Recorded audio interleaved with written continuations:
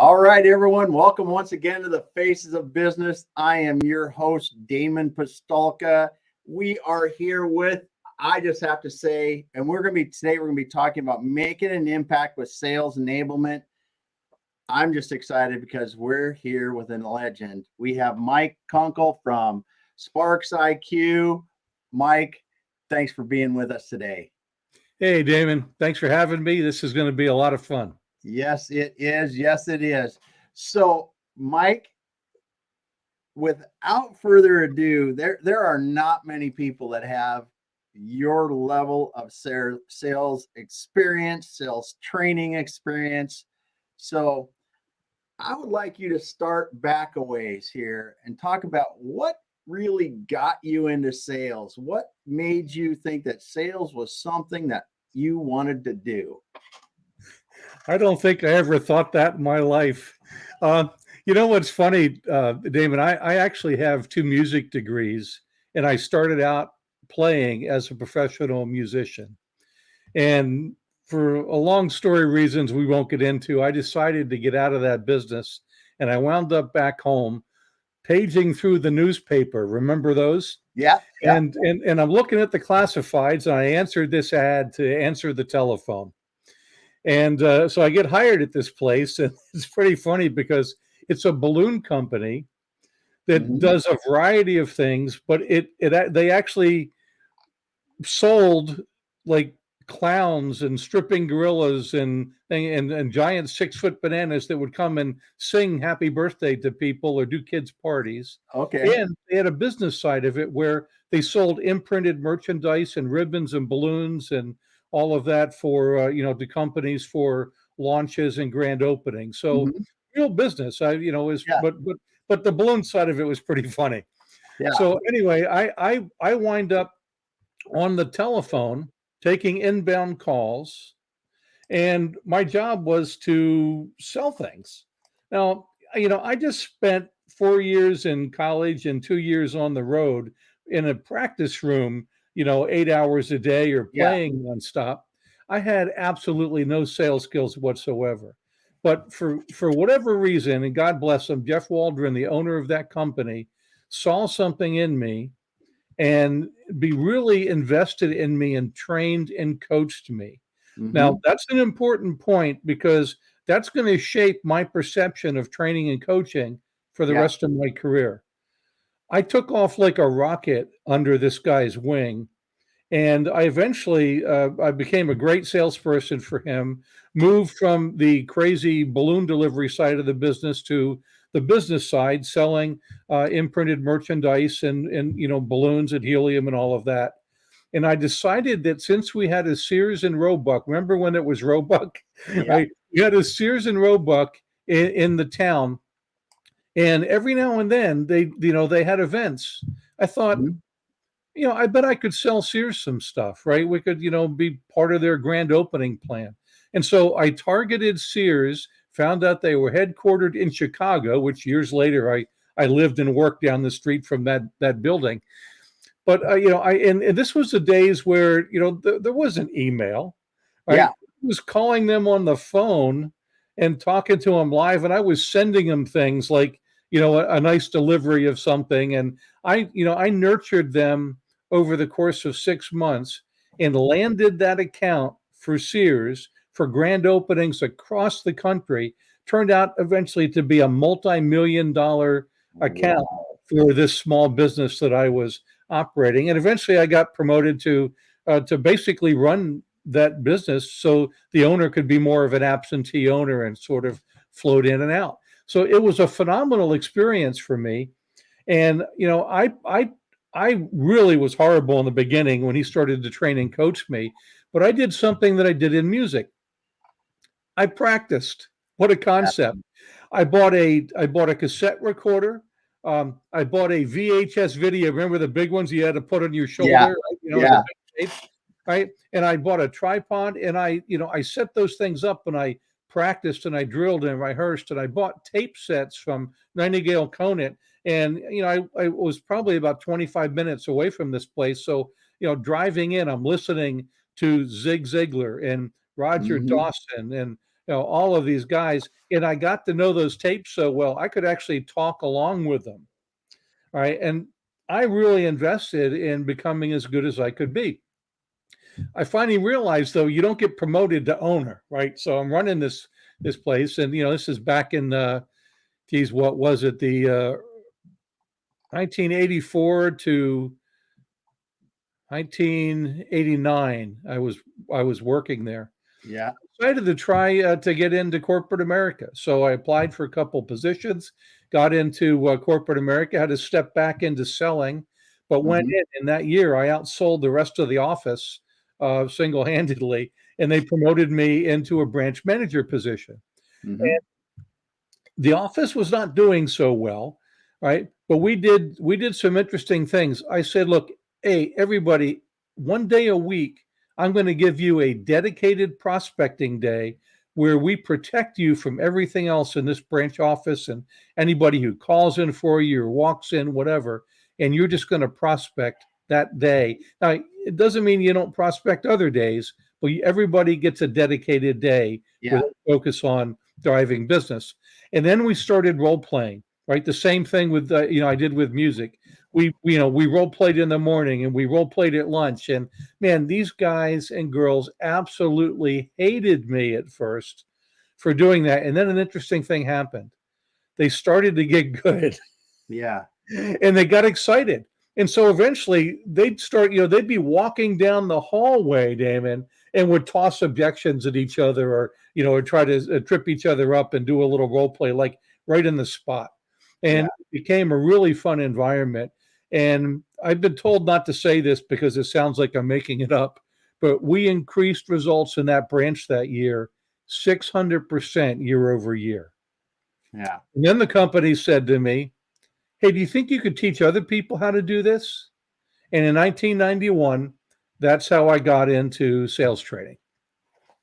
And it's, it's been a fun ride ever since. But one of the things that I learned very early is that you just can't move the needle by just training people, right? Yeah. Because people forget stuff, or they don't have enough practice, or there's no follow-up coaching, or they don't believe that your way is going to work and think their way is better. There are dozens of reasons why training just on its own doesn't naturally move the needle. So I got really interested in performance improvement, and I joined what was then the American Society for Training and Development.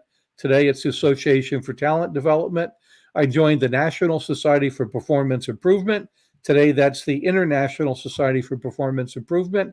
I started reading everything I could get my hands on, and these people would write these articles for magazines, and I would hunt them down and call them up on the phone. Yeah.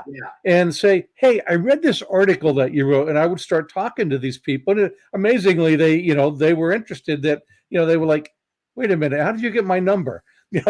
I had done detective work practically to do it because there was no LinkedIn back in those days, but I'd hunt these people down. And so I became a student of how do you get better organizational results? How do you drive change in organizations? How do you help not an individual rep get better, although that's certainly part of the picture. That's what frontline sales managers should be doing. But how do you step back and look at this? Look at all the moving parts and how the gears turn and what's happening and what should be happening. And how do you put a plan together to increase organizational performance and make that happen? And so this organization that I got into gave me almost free rein about how to run training. But they said, here's the thing. We want to know that we're getting results for what we're investing. And so I started to, look up evaluation methods in Kirkpatrick and Jack Fitzens and, eventually Jack and Patty Phillips and the ROI Institute, and how organizations were evaluating training and other performance improvement methods. And that's how the whole thing really started and snowballed for me. And, I've worked in a bunch of Fortune 100 companies. I've worked at a startup software company. I've worked in a bunch of mid-market and private firms, but every place I've gone, and a bunch of different verticals too, right? Every Mhm. place I've gone, it's really been about how do I figure out what's happening here? How do I do a front end analysis, a needs analysis, a gap analysis, whatever one of the 30 names that we call this stuff, how do I do that? And then figure out how to move the needle. And my titles were almost always sales training for many years. Then there was sales effectiveness, sales performance development. But for me, it was always about more than training. It was about how do I get marketing engaged in this, and how do I understand their research and the messaging they're putting together and incorporate that into what the sales team is doing. And I was building playbooks before anybody ever heard the term playbook. In fact, back in those days when I started to figure out that if I collaborated cross-functionally across the organization and get people aligned on how to support the sales force, you could drive a lot better results. And so I was doing sales enablement before sales enablement was even a phrase. And Mhm. that's really how it all came together and how I wound up, writing a book eventually on the building blocks of sales enablement and the systems that I put into place and all of the things that I experimented with, and almost like a living laboratory over the years to figure out how do you really get results and improve results and move the needle on the metrics that matter the most. Yeah, yeah. I mean, for people listening here, if go check out Mike's profile, because I mean, when you look at your profile, and I'm gonna go through a few of the companies you worked with and positions. Starting out, Hyatt was one of the first big companies that you'd recommend, director of sales training and management development. You look at, then you're in Pfizer, you're in, what I see, GE in here is one of them too, and Nova Star Mortgage, McKesson Health, Torchmark, InSphere Insurance. There's just, man, like you said, it's the industries, and we're talking about sales transformation leader, director of sales effectiveness, director of sales training, director of training delivery services. I mean, man, you got it going on here, and then GE is another one I saw in there. So Mm-hmm. when you had all these things, and you said, here I got to go back on, this is a long thing, because we did, man, even more fast lane and brain shark, and God, you've done so many different things, and then you're part of the sales education foundation as well. I think that's super Mm-hmm. cool, trying to give back and help with that. But so you're going through all these things. What really sparked your interest in going out on your own? Because you did that about 15 years ago as well. You went out and wrote the Mm-hmm. book and the other things there. Yeah, I don't. I think with Force Field Performance Services, I think I was segueing at that point from the startup software firm that had been bought a couple of different times, and I didn't. It seemed like they were going to consolidate. Seemed like they were going to, wrap a couple of businesses together, and so I jettisoned out of that and into Force Field Performance Services. Mm-hmm. Actually, uh, I did a brief stop at Pfizer. That may have been in the middle, um, but it was really interesting then because I was taking a view of going out to small business owners, like the one that I had started out working with, Mm-hmm. and helping them look for ways to decrease expenses or costs or increase revenue or profit. And I was using Kurt Lewis' force field analysis method that I'm still using today and teaching other clients about, right? Where you take a look at the current state and say, okay, here's where we are, here's where we want to be, right? And look at the gap between those two and then say, okay, what are all of the things that are driving me forward? What are the driving forces moving me from point A to point B? And what are the restraining forces that are holding me back? And when you map that out, you ask yourself two questions. What can I do to reduce or eliminate the restraining forces? And what can I do to add or strengthen the driving forces? And those become your plan to move you from point A to point B and manage that entire change process. And so I was just using that logical process to help identify for small business owners, how could they be more successful, more profitable, reduce costs and increase revenue. And I had a blast doing that. But Yeah. each time that I did a consulting gig, and I did it later with transforming sales results, eventually it dawned on me that I really like being part of a larger aligned team. And being the solopreneur, for me, just it's a lot of fun for a while. And one thing I did get was a lot of exposure to different verticals that I wouldn't have had an opportunity to probably otherwise. But I really like being part of an aligned team. So I decided after a couple years to get back into corporate America. I joined Novastar Mortgage, which was on NASDAQ, I think is NFI, Novastar Financial Inc. It was B2B wholesale mortgage. And we had AEs going into mortgage brokerages and convincing them to give us just the loans that we wanted. So it's an interesting persuasion and influence and sales gig. And they were a really cool company, eventually crushed by the subprime mortgage meltdown. But we had some really cool years there.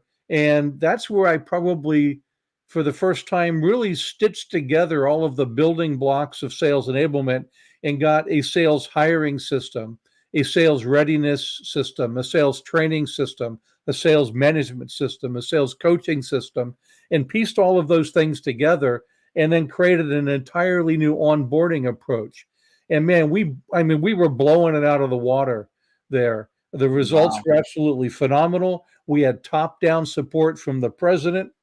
When we were all formed in the beginning, he sat us down at this conference table in Kansas City at their headquarters and said, "Look, I believe in your mission. I believe in what your leader has assembled you all to do. But I got to tell you, if we can't point to ROI a year from now, we won't all be sitting around this table." Yeah. So once again, right, it was really about how do you deliver business value, or as I call it today, right, how do you make an impact with enablement? And I was really lucky that, Damon, that in my early years, right, at Household Finance, and then, especially at Novastar, that I was working for leaders that gave us the latitude and the top-down support, but wanted to be able to prove that they were getting something in return. And Novastar was probably where I delivered my absolutely biggest return. The team and I delivered, it was over 300, almost 398 million year over year in accretive revenue. And this was a number that the CFO and the president, after seeing all of our analysis, were willing to attribute to the work that we had done. And so that was a really cool ROI study that we got to do. It was a year-long effort. We collaborated with marketing because we didn't want to be attributing something to our work that might have been because in this month marketing ran a special campaign. And so we actually tracked the trend line of growth and saw what different things were dropping at different points. And all evaluation is a lie, right? It just happens to be the lie that you get together and agree on. Yeah. But we got together and we agreed on it. We figured out ways that we could say, okay, well, look, in this month we were going to be here based on our trend line.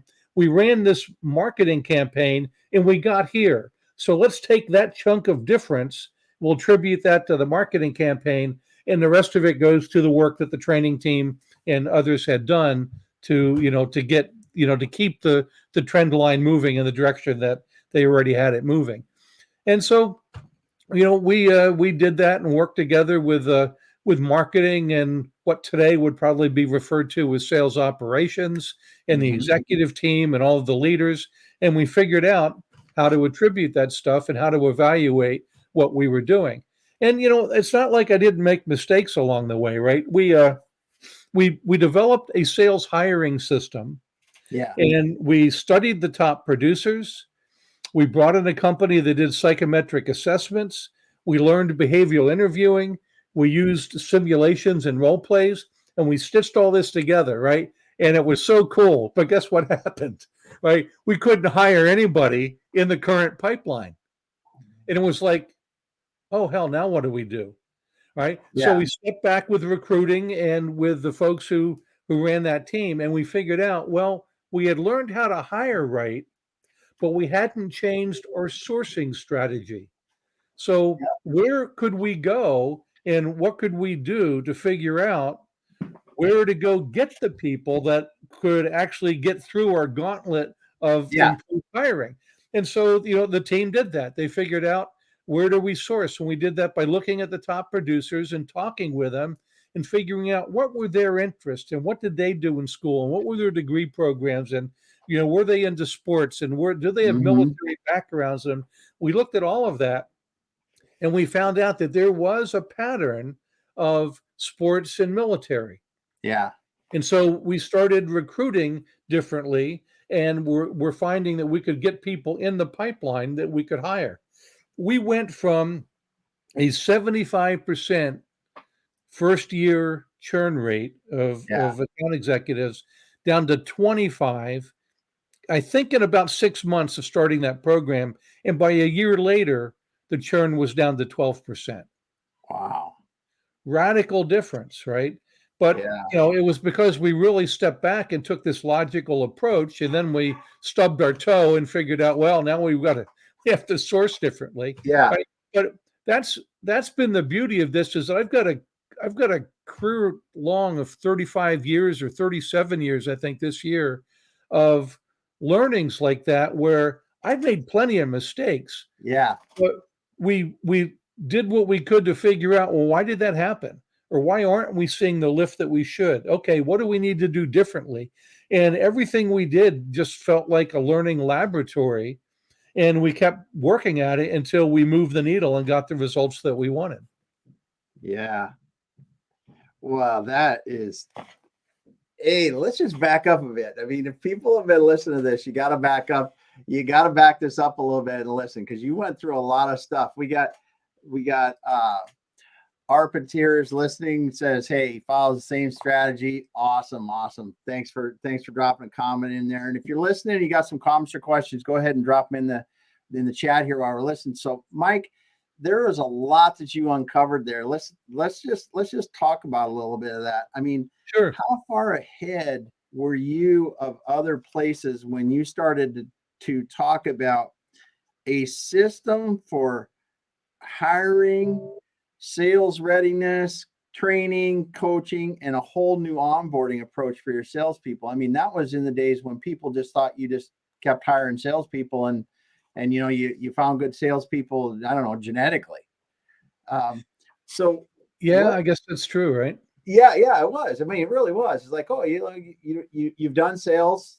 We need salespeople, so let's hire you. And then it was kind of throw you to the wolves in a lot of ways, and go out and do what you do.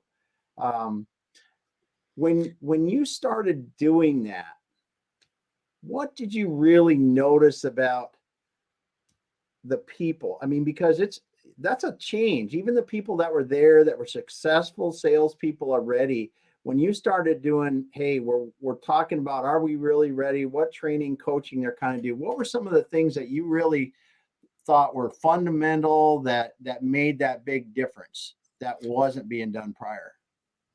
Yeah, I read Peter Senge stuff on learning organizations and systems, and I was a member, as I mentioned, of the International Society for Performance Improvement. I was reading a lot of things about what they called human performance technology, or HPT, that morphed a bit into performance consulting.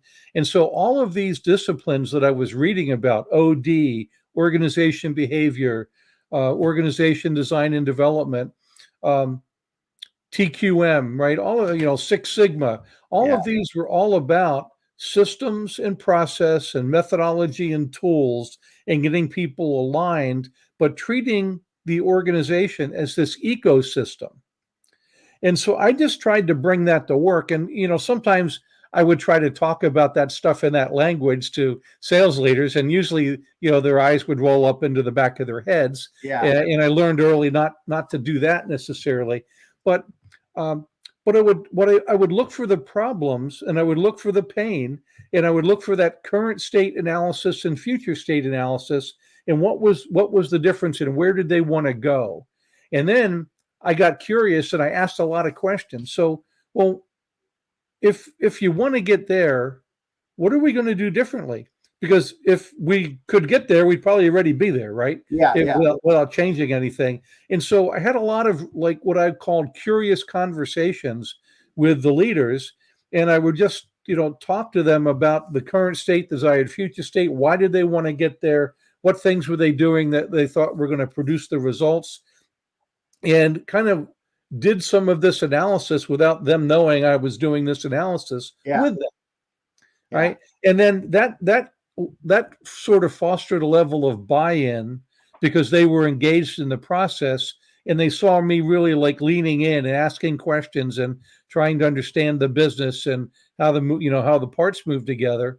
And I developed a trust in that I didn't always explain to them deeply what I was doing. Like, well, now I'm going to create a sales readiness system. Yeah. Right? Yeah. But I would start building bits and pieces of that. And then I would explain what I had done there and show them the results that they got. And eventually a lot of them said, go do your thing, man, and report back about how it's going. And I will give you the support you need because you're moving the needle. And Yeah. that's how I started to build momentum with it. But when I went into one company, turnover was absolutely horrible. The 80-20 rule, right? Well, this was something like 91-9, right? The founders of this business had brought together a lot of the people they had worked with over the years that they knew were stellar. Yeah. And that 9% of the sales force at this point was driving 91% of the business. Wow. The rest of the people were floundering because they had no way to encapsulate what these 9% did and replicate that across the sales force. So I started laying out for them how you could do that with a top producer analysis, and how we could figure out what do these people do that are different from what these people do, and how do you get the people who are in the middle to continue, stop, or start things to perform more like the top. And we use that to build the content for the training programs, the readiness, the hiring, everything else, all around that top producer analysis. And that was something that people really gravitated toward, because who doesn't want to have the rest of your sales force work like the top? Yes. Now, I learned a lot in doing that. I've done something like 16, 17 years now of top producer analysis. And I found out that top 1% to 5%, they sell almost based on the magic of their personality and sales DNA and their makeup. And sometimes it's really hard to take what that top tier does and replicate it.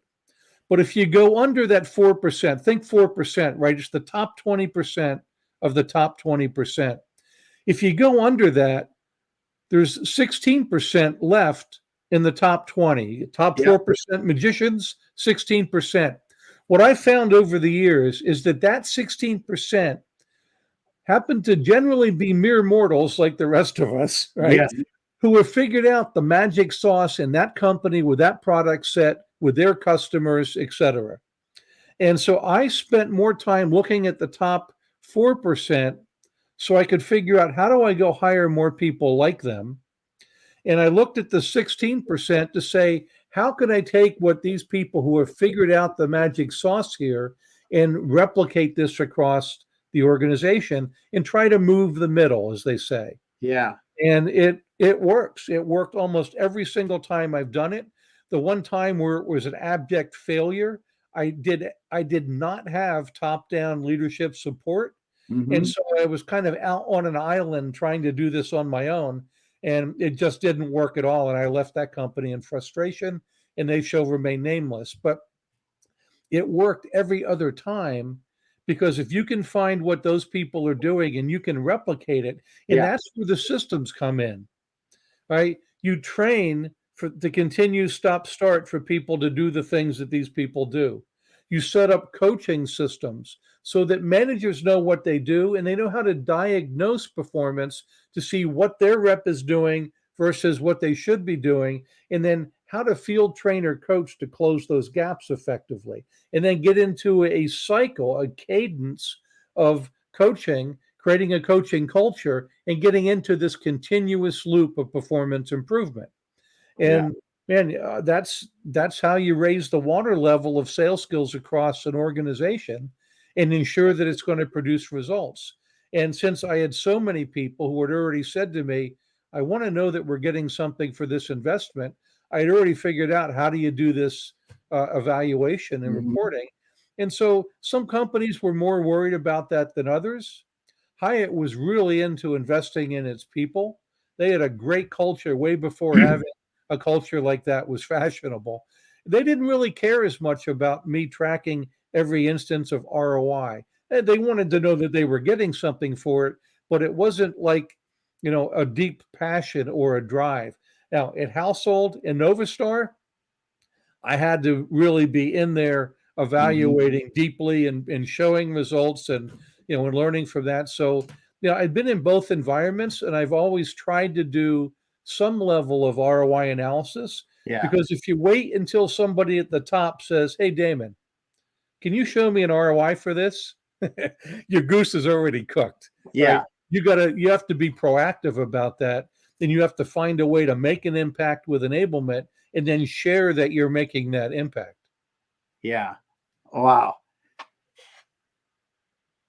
I'm just I'm just soaking this up, man, because you have done things in sales that is so cool from a process standpoint. Because I back up to when you were talking about, and I'm going to get some of these names wrong, but you know, the human performance technology and the Mhm. learning that you were studying and then applying that to the processes in sales. I mean, it seems to me like you are a curious student that wanted to learn how people are thinking and how to maximize that, improve the way we're doing things. And you married that with sales and you've developed these systems and processes from that. And That's it. man, that's cool. Man, It that is cool. I was always the guy who wanted to know how the toaster worked, right? Yeah. You Yeah. know, and I used to joke, I could take apart anything, I just can't always put it back together, right? But it was that curiosity, it was that, and then, Yeah. you know, I I don't know where it came from. Hmm. Um, it might have been my music background. It might have been the mentors and teachers I had. I had a music teacher say to me once when something went really well, and he said, "Be pleased, but never satisfied." Yeah. And that was an early thing that was sort of drilled into me. And so I had sort of this achievement drive where I wanted to make an impact. And then I had this curiosity about figuring out how did the gears turn and how do you make them turn faster. And I think all of those things, kind of by accident getting into sales, right? When I got out of music, um, it all really just sort of gelled for me over time when those things came together. But I really did love, figuring out how the gears turned and Yeah. how to build a better mousetrap. Well, yeah, because you said somewhere as I was reading and preparing for this, you said that uh, on your profile, you said I diagnose first, then prescribe. I love that because so many people come in with a preconceived notion of we need to do this, and I think that's one of the biggest mistakes that you can make as a and people said it before, if you got a hammer, the solution to everything is use the hammer, right? Yep. But Everything looks like a nail. everything looks like a nail, yeah. And doing that, but your sense of curiosity and your study of human behavior and organizational development and all the other things as you mentioned allow you to marry this in a much different level to help organizations. And then thinking about the ROI ahead of time to make sure you're creating that ROI before an executive asks or before the financial people want to know is brilliant too, because then you can teach your salespeople the ROI, the impact they're really making as well. Yeah, Wow. it's interesting about that, right? One of the models that have been around for a long time for training development is ADDIE, ADDIE, analysis, design, development, implementation, and evaluation. But even though the model ends with the evaluation, in the process, great instructional designers start with the end in mind. And so, what performance results are we looking to achieve? How will we know when we got there? And they work backwards to build a program or a learning experience or training or whatever it might be. If they're a consultant, maybe it'll be an organizational change project, but they work backwards from that end in mind, figuring out how are we going to drive that result, and then how are we going to measure it, improve it, or how do we measure to figure out that it's not going the way that we want Yeah. to, fail fast, pivot, adjust, and then get the results that we want. And man, I wish I could tell you that I didn't have to do a lot of pivoting in my days, but you do, right? Yeah. And so, you fail fast and figure out, why it wasn't working and trying something different. And, based on logic, you're not just throwing spaghetti at the wall, right? But you figure, okay, what do we need to do differently? I'll share a story with you. I had come out of the field at this company I was talking about where they said, hey, can you teach other people to do this? And I got into training and I saw the course that they were teaching. And I went to my boss one time. He said, well, how things going, Kunkle? And I said, well, you know what? No one is going to leave this program and be successful because of what we're teaching. And it got really quiet. Yeah. He kind of tilted his head like my dog does. He says, what do you want to do about that? I said, well, why don't we just redesign the program based on what's working in the real world? He said, wait a minute. And he got up and he left the office. I thought, that's it. He's going to get the papers and I'm fired. But he walked into the office of a guy down the hall who was the general manager for that whole division. And he came back 10 minutes later and he said, okay, go. And so we did. We rebuilt that program from the ground up based on I just come out of the field based on what I knew would produce results. And it did, right? And so it was really interesting. We knew that 120 days after a new hire left our program, they would be outperforming a control group of people with 5 years experience. Now, then an interesting thing happened, Damon. Wow. Performance went like this. And then after that 120 days, it leveled off. And then it started to do this. Yeah. And it slowly would dive down to average, to level back out to where everybody else was. And so I said, why is that happening? And so I got on a plane with my boss's approval and I went on the road around all these branch offices. And what I figured out, right? And again, this was my first training job and I was still reading and learning. Yeah. But I figured out that the managers in all of these places didn't really know what we were teaching. And they were coaching people when they bothered to coach, or if they coached, they were just telling people what to do based on what they had already been doing. Yeah. And so these new people came back all fired up, going like rockets. We actually had them on the phone selling from the training class before they left to go back. Okay. Right? And they go back and they go like crazy, but eventually they'd be drugged down. Yeah. And so, so again, we had one of those, well, what are we going to do about this moments? And we built a program to teach managers across the country what we were teaching in this new hire program. And we built a program to help them understand how to diagnose and coach to it. And we rolled that out across the country. And the results went like this, not just back for the new hires, but for everybody. Everybody. And that was a pivotal turning point for me, that when I realized, these frontline sales managers, they are the change lever. They are the performance lever and the linchpin for driving change in the organization. And if they don't know what you're teaching, if they're not bought into it, in the future, I would engage these frontline sales managers when we were building things. Heck, most of them were the top salespeople who got promoted into their Promoted. management Yeah. job, Yeah. right? And then we're never given any management training either. Yes. So, Yes. we fixed that.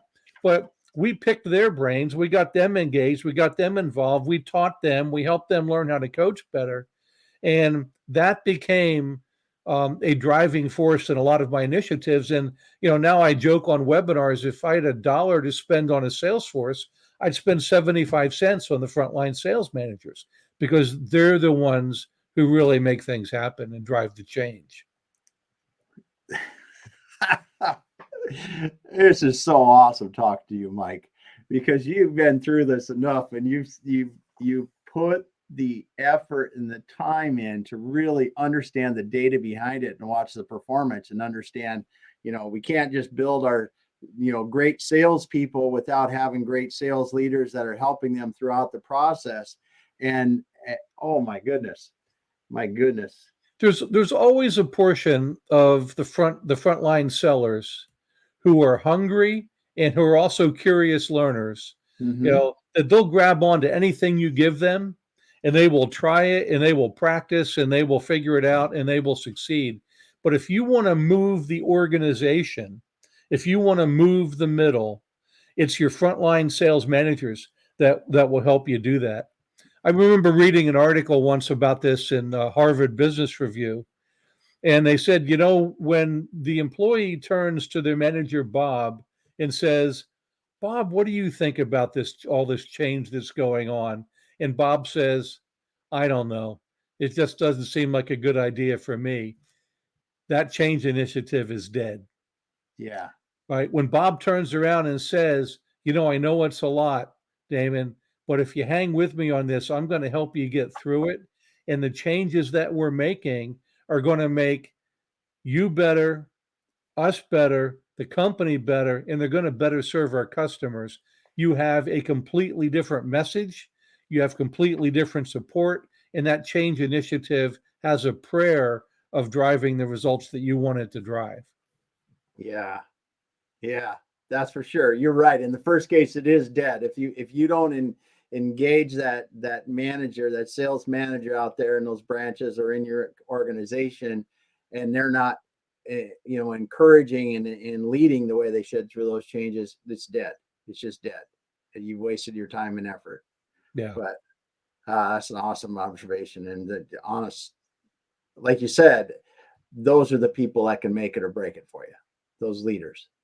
Yep, absolutely. And if you don't have the top-down support, the stuff that I've done has been relatively the same stuff, right? After I figured out system, process, methodology, tools, all that, I always go in curious, right? But you see patterns over time, right? And you recognize these patterns, and that can help speed you up a bit. Mm-hmm. But if you don't have the top-down support, you're just not going to get traction. If you don't have alignment and top-down support, you're not going to get traction.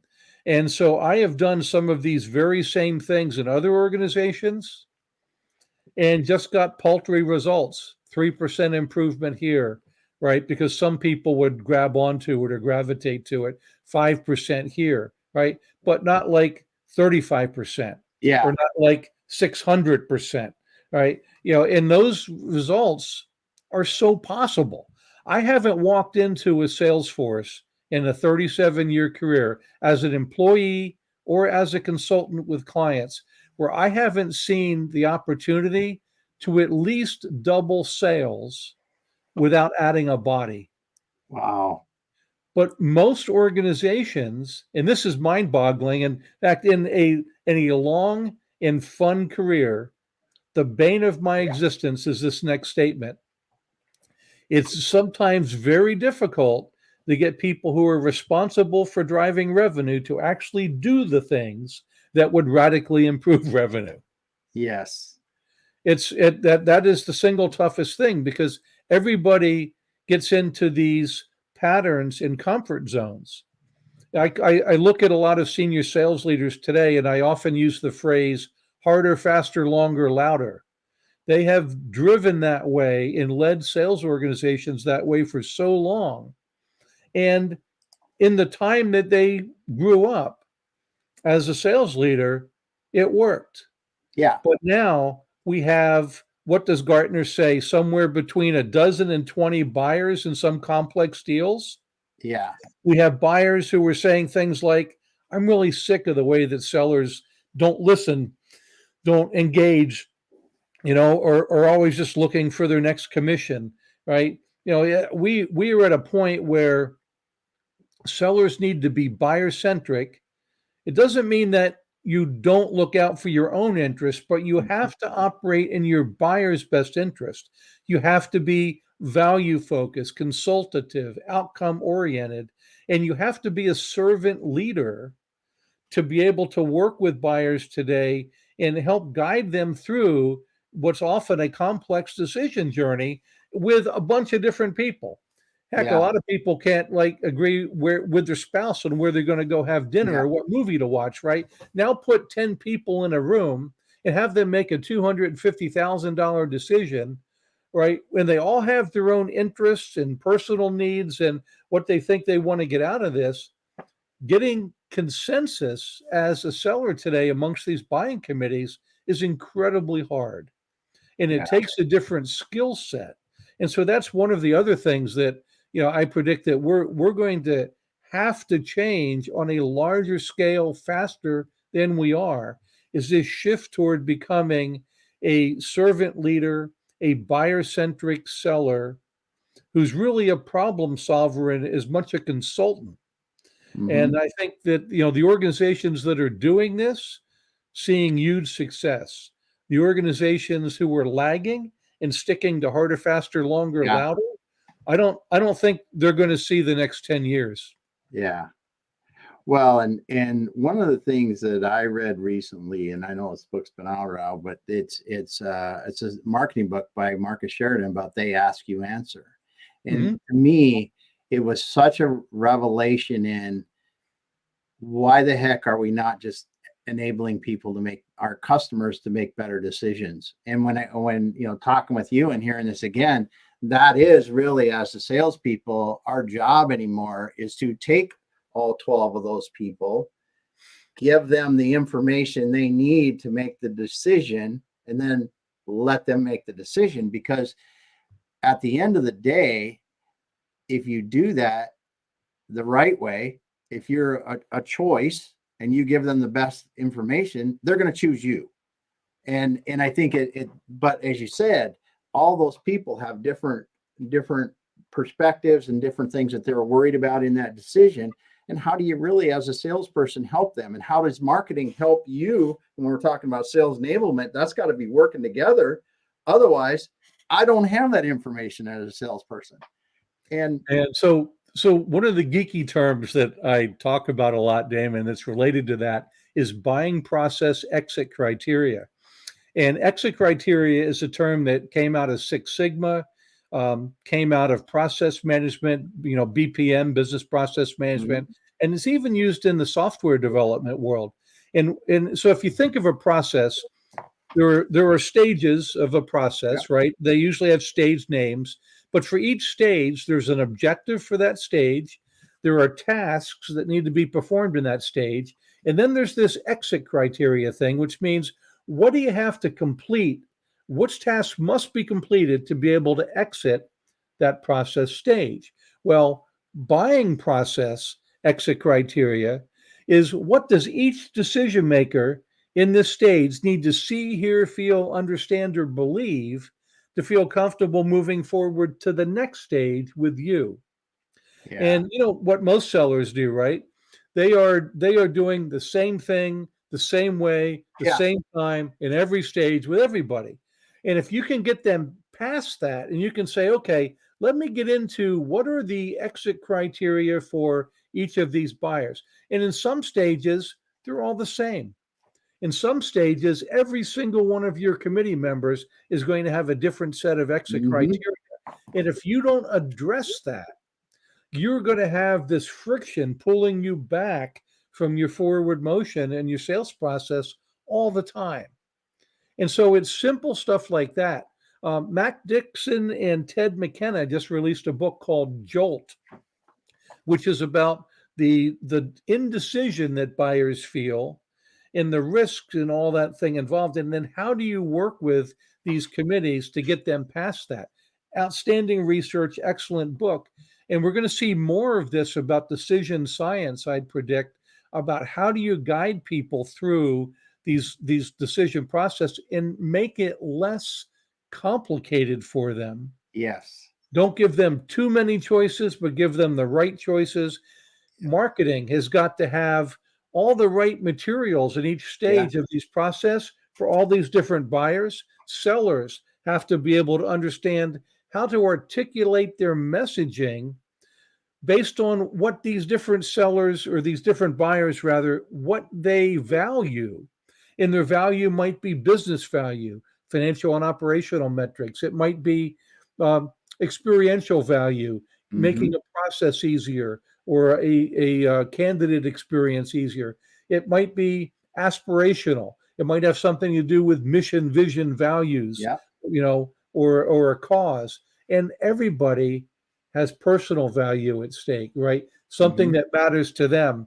Is this going to be a risky decision that could hurt my career? Yeah. Is this going to get me promoted? Right? I mean, so if you understand those things, you become a different seller than the way most people are selling today. That is one of the things the last thing, you become that different seller. I think that is the real gunpowder to light someone's career on fire, is understanding how to be that type of sales person, sales professional today, and to sell that way, because you will stand out far and above anyone that's doing, like you said, what is it, harder, faster, and more of it, or whatever the heck, because you're getting it, you're making people, or not making, you're giving people education so they can calm their concerns, answer their questions, and allow them to make decisions that they feel comfortable going forward with, that they're not worried about, did that decision just put me on a path to getting fired or causing me trouble, and then helping them through that. It's so cool. So cool. And this stuff isn't rocket science. No. Right. And yet I have an inbox in mail at LinkedIn filled with these horrible seller-centric pitches, most of which are trying to sell me something that I don't even buy in my current job, right? Yes. We can do better. Damon. Yeah, we can. Actually, I think I'm posting about that. I write my posts up every week ahead of week. So I think that's one of them that's coming out this week, because it is. I look at people that are doing that every single day, and I wonder, why are you wasting your time?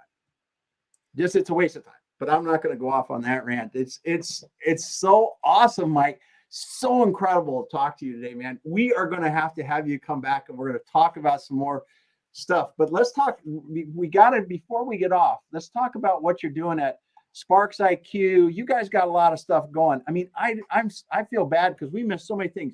You got so many awards. You guys check out Mike.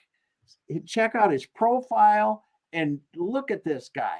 But what's going on at SPARXiQ now that's got you fired up? Stuff that's happening that you're having fun with. Well, man, there's a lot, right? So there's a ton of great stuff going on.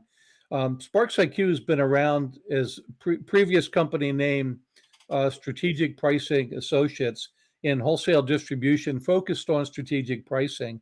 And then in 2015, our CEO said, we really need to train the salespeople as part of these pricing projects to help them negotiate more effectively, and got into negotiation training.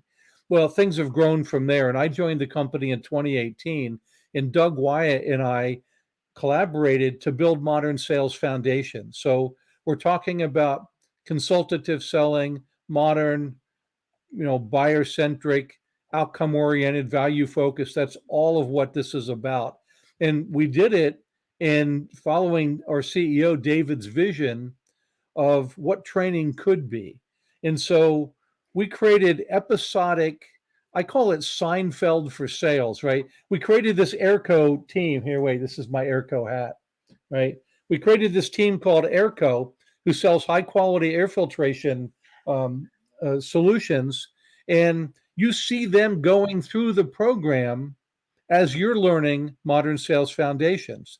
Now, there are also, there's a studio show with 2 co-hosts. They teach the concepts. Then you watch the Airco team to see what does good look like, or what struggles are they having. And it's kind of like watching this Netflix episode. Mm-hmm. But along this 26 modules, we teach them everything from the right mindsets about being biocentric. We teach them prospecting, opportunity management, and strategic account management. So it is full cycle, because a lot of methodologies today, they focus on one little thing, right, or one piece of it, but they don't cover your entire customer life cycle. So we've got that, and we're implementing it in highly effective ways. My sales coaching program that's been around since 2003, we implemented that at Novastar. We've done that in this episodic video-based format. Wow. And so we're implementing like crazy with customers. We're having a blast. We're seeing a lot of great results from it. People are raving about the programs. We just got an award from Selling Power for being one of the top 20 virtual training companies. So we get the managers engaged, just like walking the talk from what I talked about earlier, right? The video training is virtual, but managers generally tend to run local meetings, or for the coaching training, they get workshops with me along the way. And, we've got negotiation training, relationship training, probably coming out with a business acumen course. We have a virtual selling course right now. They get this, it's free. We built this thing in a little different, less intense way, because we just saw so much bad virtual selling, bad lighting, bad cameras, bad backgrounds, bad audio, and then poor selling techniques in virtual environments, right? Bad research, bad call planning, no objectives, poor meeting management, and not understanding that if you're going to sell digitally and virtually, you need to be able to manage what Allego calls the backstage and front stage. And so, there are tools like digital solution rooms where you can create a personalized website for clients to go look at solutions that you load there, and they can explore and share with other people. And so basically, ways that you can sell when you're not there personally to sell. And so you can better manage the entire digital experience. Well, this course, Virtual Selling, is free. We're giving it away to help sellers understand, hey, how can I create a better environment? And how can I use skills more effectively to sell when I'm selling in a digital and virtual environment? So tons of stuff going on, and we're having a blast. Awesome. Well, Mike, it's been great talking to you today. And man, the listeners, the people that haven't commented, man, go back and listen. If you got in this late, go back and listen to it. There's so much gold in this. And I just want to thank Arpit and the other people that have commented while we were on today. Thanks so much for that. But Mike, I know people can follow you on LinkedIn, and then the SPARXiQ. What's the website address there again on SPARXiQ? SPARXiQ, unusual spelling, SPARXiQ.com. Okay. SPARXiQ.com. And there's, you'll see both sides of the business: sales analytics, strategic pricing, and then the sales training and coaching training. Awesome. Check it out. Reach out to me on LinkedIn, and I know there's a follow button there. But if you're listening here to Damon and you're one of his peeps, you should connect. Send me an invite to connect. Tell me that you heard me here, and I'd be happy to add you to my network. Awesome. Well, Mike, thanks for being here today. Thanks everyone for listening. We'll be back again later this week with another show. Mike, hang out with us for a moment and we'll talk a minute. All right. Thanks, Damon.